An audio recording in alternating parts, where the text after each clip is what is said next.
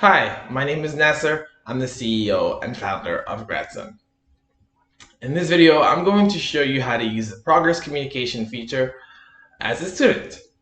So that will include adding a research skill, then using that skill to add an activity period, and if you made a mistake there, how to edit an activity period, and then so that somebody can see your activity periods, I will show you how to join a supervisor's lab. As a bonus, I will show you how what we did relates to the Gradsun high scores. All right, let's begin.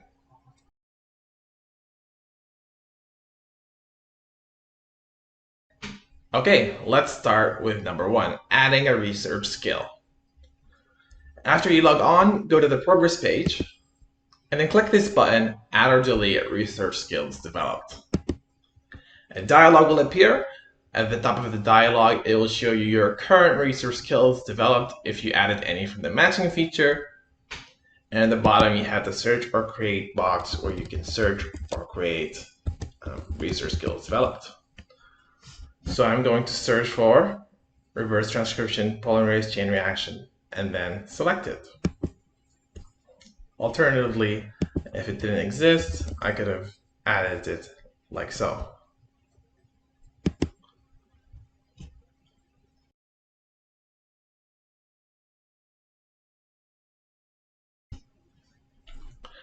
Okay, and now that we added a skill, we're ready to add an activity period. So it's optional, but let's type in a message.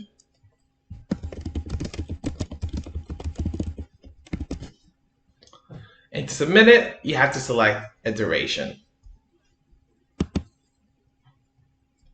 And there we go, we added an activity period.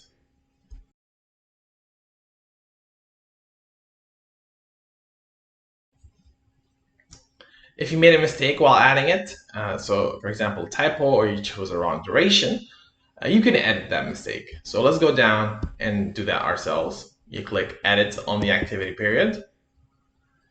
And here we're going to remove the message, or we're going to keep the same duration.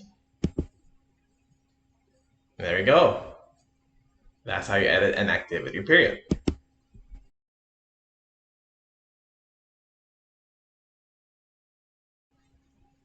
Okay. For a supervisor to be able to see the activity period that we just logged, we need to be in their lab.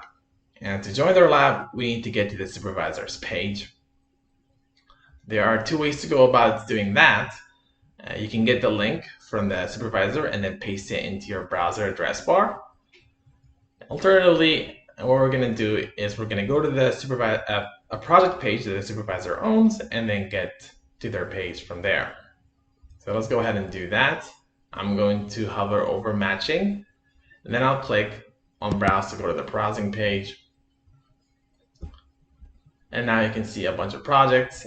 Let's assume that this first project is the one that my supervisor owns. So I'm going to click open.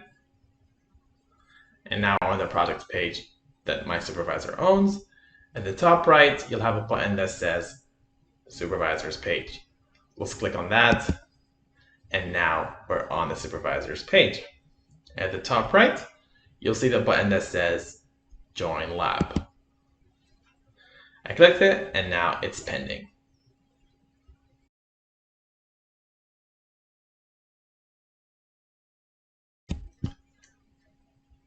Okay, so if that supervisor accepts, they'll be able to see our activity periods, both past and future. As I promised, I'm going to show you a bonus, how to get to the high scores page. There's a button here on your progress page that says go to scores page. And there we can see the rankings of the student. We can click on the student's page for rankings, and now we can see that all the skills that they use. This is simulated data. Let's click here. You can see that they're rank 1 for copper 64. And BTBD2 is a skill that's been quite populated. You can see that this person here is rank 1, etc. And that concludes our video. I showed you how to add a research skill. Specifically, we added reverse transcription, polymerase chain reaction. And we use that skill to add an activity period with the message, got stuck reading or something. And we put that duration to 5 hours. And then I showed you how to edit that activity period by removing the message, but keeping the same duration. And then for a supervisor to be able to see the activity periods that we logged, I showed you how to request to join a supervisor's lab. As a bonus, I showed you how all the activity periods relate to the high scores. So thank you for watching. If you enjoyed this video, we would appreciate it if you liked and subscribed. Bye.